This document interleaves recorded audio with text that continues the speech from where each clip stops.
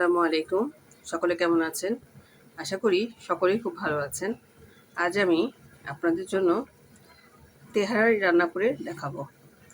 পুরান ঢাকার খুব অথেন্টিক স্টাইলে আজ তেহারি রান্না করব। আমি একে একে সব কিছুই আপনাদেরকে বর্ণনা করে দেখানোর চেষ্টা করব। আশা করি খুব সহজভাবেই আপনারা তেহারি রান্নাটি শিখে যাবেন। যারা নতুন রাঁধুনি, মূলত আমার রেসিপিগুলো তাদের জন্যই। আমি এখানে কিছুটা সয়াবিন তেল নিয়ে নিলাম। এরপর আমি এখানে কিছুটা সরিষার তেলও অ্যাড করে নিব।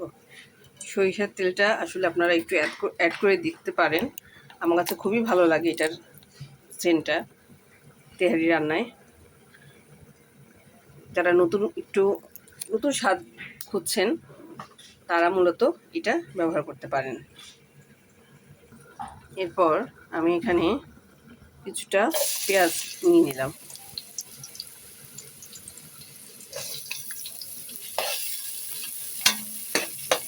এরপর আমি এখানে কিছুটা গরম মশলা অ্যাড করে দিব।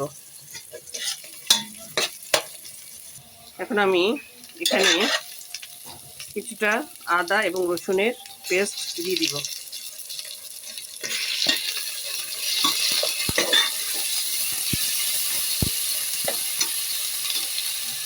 এরপর আমি এখানে কিছুটা পানি অ্যাড করে দিব যাতে মশলাটা পুড়ে না যায়। এরপর আমি এখানে প্রায় 1 কেজির মতো বিফ নিয়ে নিয়েছি। এখন এগুলোকে কড়াইতে দিয়ে দিব। দিয়ে খুব ভালোভাবে নাড়তে হবে।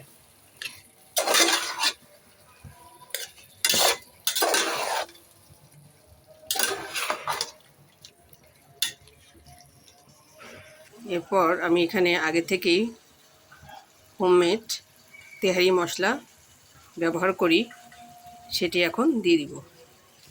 এরপর খুব ভালোভাবে মশলার সাথে এটাকে আমি মাখিয়ে নেব। ঠিক এভাবে আমি মিনিমাম 3 থেকে 4 মিনিট এভাবে নাড়িয়ে নেব। এরপর আমি এখানে কিছুটা টক দই অ্যাড করে দিব।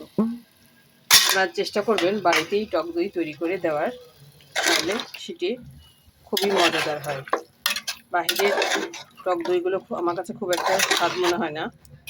বাসায় যদি তৈরি করতে পারেন সবচেয়ে ভালো হয়। এরপর আমি মাংসে কিছুটা কাঁচামরিচ অ্যাড করে দিব। এরপর এখানে কিছুটা আমি পানি অ্যাড করব।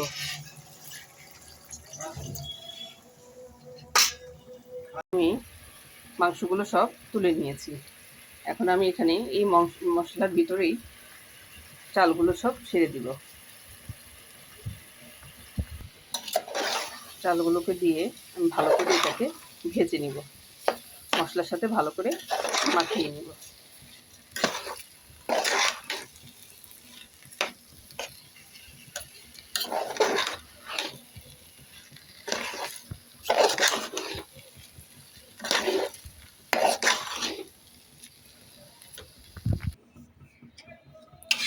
আমি এখানে এখন পরিমাণ মতো পানি দিয়ে চালটাকে একটু সেদ্ধ করে নিব। চালটা মোটামুটি 70 থেকে 80% সেদ্ধ হয়ে গেলেই আমি মাংসগুলো আবার এখানে ঢেলে দিয়ে দমে দিব। সেই পর্যন্ত একটু অপেক্ষা। আমার এই পোলাওটা মোটামুটি 80% হয়ে গিয়েছে। এখন আমি এখানে বিফগুলো দিয়ে দিলাম, দিয়ে ভালো করে নেড়ে নিচ্ছি। আপনারা খুব সহজে এইভাবে বাসায় অল্প কিছু উপকরণ দিয়েই মজাদার তেহারি তৈরি করে নিতে পারেন। আজকের মতো এই পর্যন্তই। সবাই ভালো থাকুন, সুস্থ থাকুন, নিরাপদে থাকুন। আল্লাহ হাফেজ।